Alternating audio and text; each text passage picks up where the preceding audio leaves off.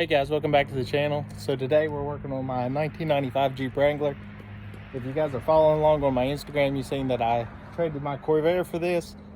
And the initial trade, the gentleman told me that there was just a fuel system issue, which that was easy. It was the rubber hose back at the tank that had dry rotted. Put a new hose, new filter, started right up, ran, drove. But shortly after driving it, the clutch started slipping. And I had a front brake caliper start locking up on that left side. So it is a little rusty where it's been sitting out on that farm. So today's goal is we're gonna put two new front calipers on it.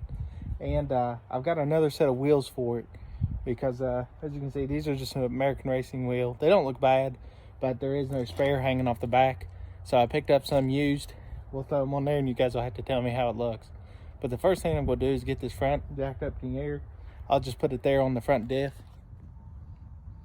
All right, so yeah, I'm just gonna jack it up here on the front so I can get these wheels off the ground. I'm gonna go ahead and I'll probably start with this passenger side and just go ahead and get it changed over. So let's get the jack under it and go ahead and get this tire off. All right, so the tire's off. You can see how crusty it is. And I went ahead and took the line off. And I really don't care, it's dripping the fluid out because I'm gonna flush new fluid through it. That took a 9/16 to get the line off. And then it's taken a half to get these top caliper bolts off. So once these caliper bolts are loose, I'll be able to take the hammer and knock this out of there and clean up my pads, because as you can see, they're brand new. It's just where this old Jeep has sit. If you let anything sit for any extended period of time, this is the kind of stuff you're gonna end up having to do.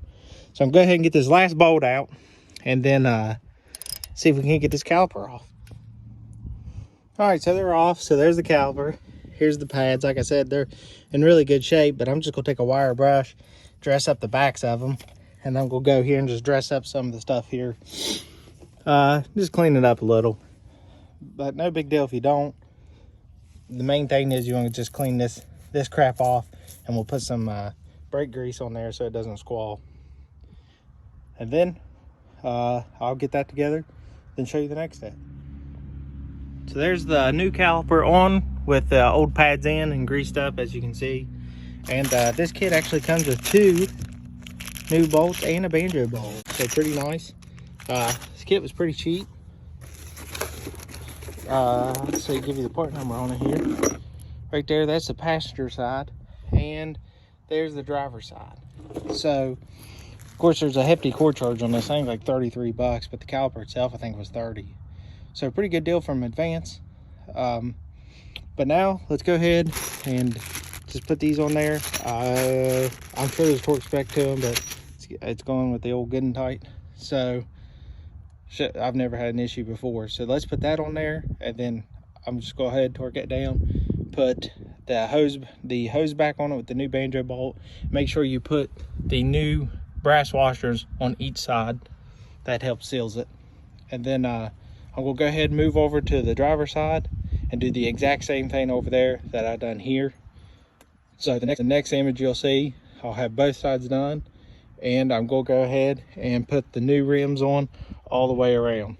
So next image, everything will be complete. All right guys, so there's a video of her back together. You can see it with the new rims on it. They definitely fitted a lot better than those things that stuck out to the side. I don't really care for that. And then of course now we got the one on the back here. So next step is bleeding it, but I gotta go ahead and get all this cleaned up and get it ready, as it's getting darker here in West Virginia. And I'm working on this Sonic for my co-host of Frank Opinions. This is Tasker's car. I am replacing a wiring harness. This one ain't gonna make it to the channel because I'm just working on it here and there as he gets parts for it, but it's a bitch. So we're gonna pause for a moment, get some stuff cleaned up. We might have to get back to this one in the morning. All right guys, so I got it in the garage here, got my 3/8 wrench, went ahead and broke that bleeder free and letting the fluid drain. Let me show you, I'm gonna pump it all out. Two reasons here. Shouldn't be black, and there's dirt in the bottom. It's actually a piece of dirt in the hole right now. So I'm gonna go ahead and wipe all this out. And this is your front brakes, rear brakes. So we're gonna pump the front ones first and then do the rear. So, because this Jeep don't have ABS, but I'm gonna go ahead and clean all this out, and then I'll show you my apparatus. I put the bottle in there and just pump until I know I can get the air out. So let me show you. All right, so there's a good representation of clean fluid versus bad fluid. So you definitely want to change your brake fluid at least every 2 years. Have it flushed, because you will get poor brake performance and could have brake fade, and everything that has to do with brakes, you want it working properly. So right now, we'll go ahead and give her a few pumps. Probably take this down 1 full reservoir. That means I've pumped at least all that good fluid through to the passenger side. And then I've got a vacuum bleeder I'll do. And then I've also got my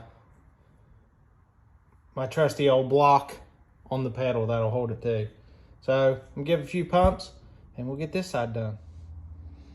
All right, so I got the front ones done. I can show you all the dirty fluid that's came out of it. Now our next step is we'll go to that passenger rear, break it free, and what we'll end up doing is probably flush, I'd say 3 to maybe 5 of these front reservoirs in, because it's smaller. We'll just keep flushing it, flushing it, adding it, just make sure we get all that old fluid out. So let's do that one, and then I'll jump over and do the passenger one, and all the brakes are bled with fresh fluid.